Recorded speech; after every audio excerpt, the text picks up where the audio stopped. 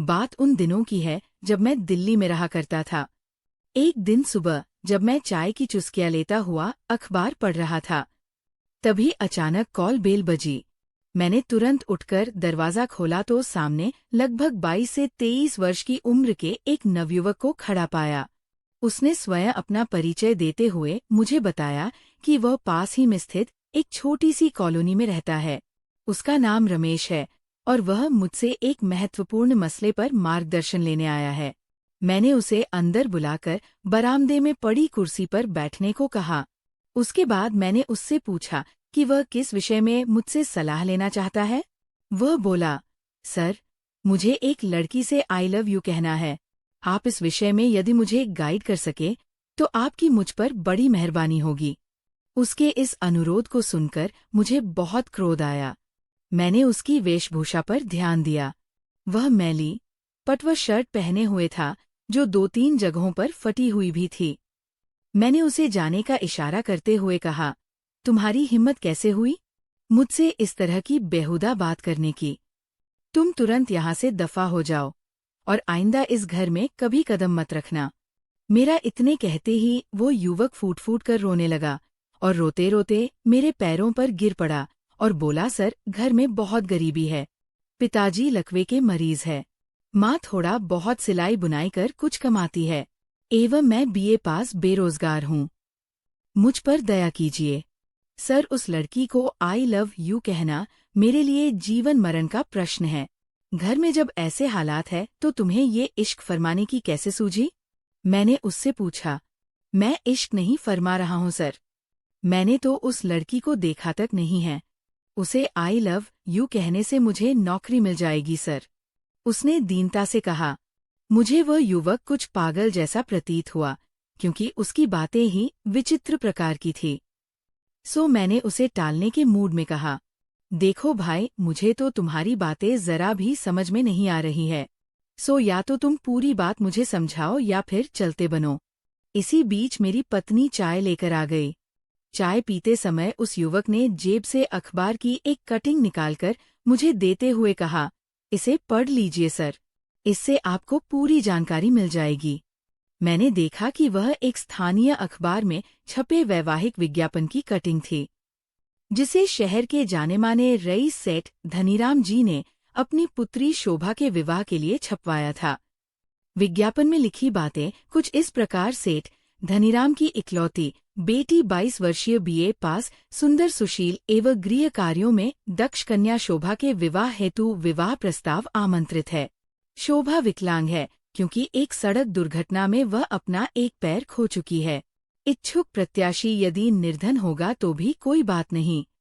शर्त केवल इतनी है कि उस प्रत्याशी युवक को शोभा से केवल एक मुलाकात में ही उसे विश्वास दिलाना होगा कि वह ना तो उसकी दौलत की खातिर उसी से शादी कर रहा है और न ही उसकी विकलांगता पर तरस खाकर उससे शादी के लिए तैयार हुआ है।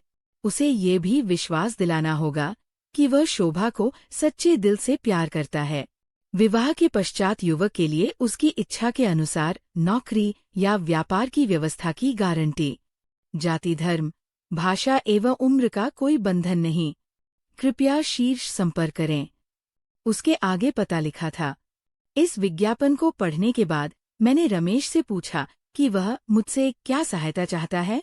उसने कहा, सर, मुझे तो समझ में ही नहीं आ रहा है कि मैं उससे कैसे बात करूंगा और किन शब्दों में उसे विश्वास दिला पाऊंगा कि मैं ना तो धर्म के लालच में एवं ना ही उसकी विकलांगता पर तरस खाकर उससे शादी करने की सोच रहा हूँ।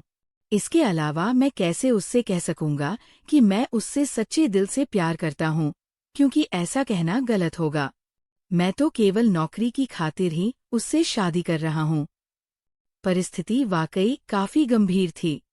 मैंने रमेश से कहा, मुझे भी यही लगता है कि तुम शायद ही उससे कुछ कह पाओगे।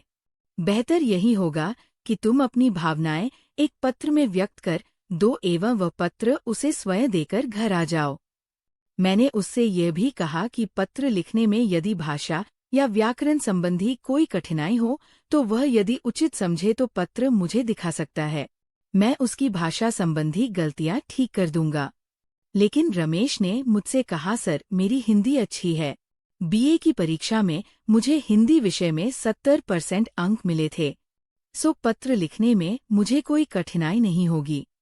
कि हाँ, आपके सुझाव के अनुसार मैं उसकी भाषा सही हो, इसका पूरा ध्यान रखूंगा। इस घटना के 4 दिन बाद की बात है। मेरे घर के सामने एक कार आकर रुकी और उसमें से सेठ धनीराम जी उतरे। उन्होंने मुझसे कुछ बात करने की इच्छा प्रकट की। उन्होंने मुझसे पूछा, क्या आप रमेश नामक लड़के को जानते हैं? मैंने उन्हें बताया कि मैं उसे जानता तो हूँ, किंतु उसके बारे में ज्यादा जानकारी मुझे नहीं है। इस पर उन्होंने कहा, उस लड़के ने 4 दिन पहले शोभा से मिलकर उसे एक पत्र दिया था और परिचितों में उसने केवल आपका ही नाम एवं पता दिया था। यही कारण है कि हम आपसे चर्चा करने आए हैं। असल बात यह है कि शोभा रमेश के पत्र को पढ़कर उससे बहुत प्रभावित हो गई है एवं उससे ही विवाह करने का फैसला कर लिया है।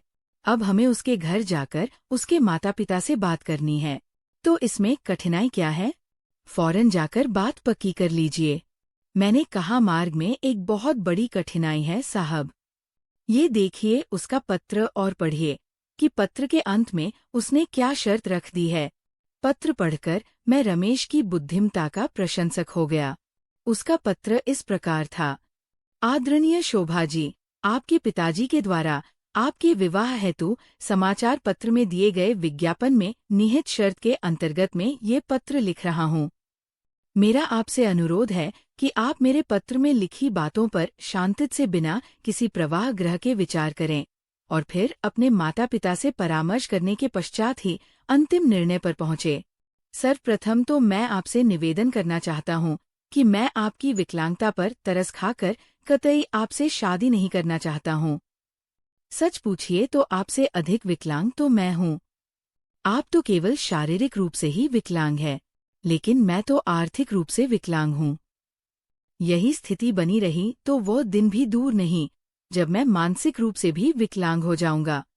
मैं आपको स्पष्ट रूप से बता देना चाहता हूं कि मुझे आपके पिताजी की संपत्ति का कोई लालच नहीं है। मैं अपनी मेहनत की कमाई में ही गुजारा करना पसंद करता हूं, भले ही उसमें केवल एक वक्त की रोटी का गुजारा ही क्यों ना संभव हो। भूखे पेट सोना तो मुझ जैसे गरीबों की आदत में शुमार हो गया है। जहाँ तक आपसे प्यार की बात है, तो यदि मैं आपसे कहूँ कि आई लव यू तो इससे बड़ा झूठ एवं पाखंड दूसरा नहीं होगा, क्योंकि मैं जब आपसे कभी मिला ही नहीं तो प्यार करने का प्रश्न ही नहीं उठता।